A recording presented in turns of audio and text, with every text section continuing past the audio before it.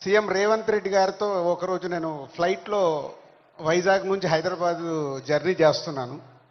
ఆ రోజు ఎందుకో రేవంత్ రెడ్డి గారు నాతో ఒక మాట చెప్పారు, తెలంగాణ రాష్ట్రంలో డ్రగ్స్ లేకుండా చేయాలి అని. ఇది దాదాపు ఒక 9 months బ్యాక్ జరిగిన సంఘటన. అంటే సీఎం గారికి ఆ రోజు చాలా డీటెయిల్గా, అంటే చిన్నపిల్లల వరకు ఈ డ్రగ్స్ వెళ్ళడం వల్ల మన ఫ్యూచర్ ఎలా ఉండబోతుంది, దాన్ని నిర్మూలించాలంటే అందరం కంకణం కట్టుకోవాలని ఆ రోజు చెప్పడం జరిగింది. ఈరోజు నేను ఈ కార్యక్రమంలో పాల్గొన్నందుకు నా వంతుగా నేను ఓటు తీసుకుంటున్నాను. నేను కానీ, నా కుటుంబ సభ్యులు కానీ, నా స్నేహితులు కానీ, నాకు తెలిసిన వారు ఎవరు కానీ డ్రగ్స్ తీసుకోకుండా నేను చేయగలుగుతాను. అలాగే నాలాగే మీరు అందరు ఓటు తీసుకుంటే ప్రతి కుటుంబంలో మన తెలంగాణ రాష్ట్రం మొత్తం డ్రగ్స్ లేకుండా చేయగలుగుతాం. రెడీయా మీరు?